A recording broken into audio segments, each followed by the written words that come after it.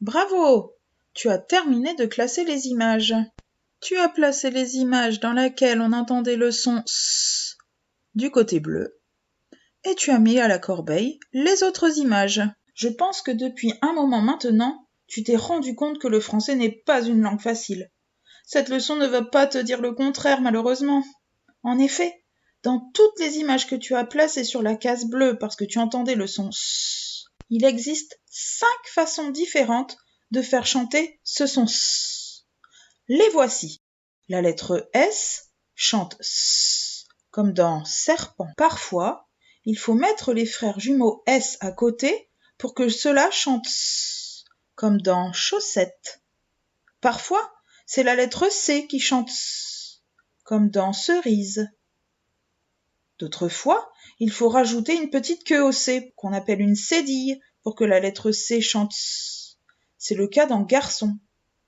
Et enfin, et ce sera l'objet de la leçon du jour, c'est parfois la lettre T qui chante S, comme dans martien.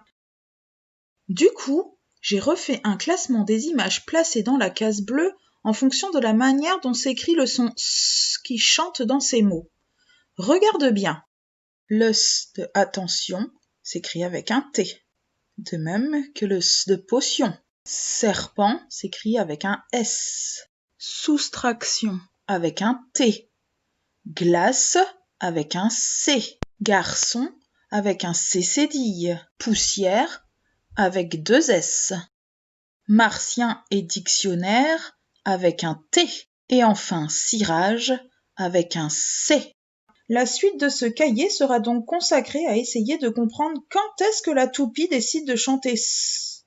Mais si tu veux revoir à quel moment le cornichon siffle et quand est-ce que le serpent a besoin de son frère jumeau pour chanter S, j'ai créé un petit cahier à part où tu peux regarder 2 vidéos qui t'expliqueront tout cela.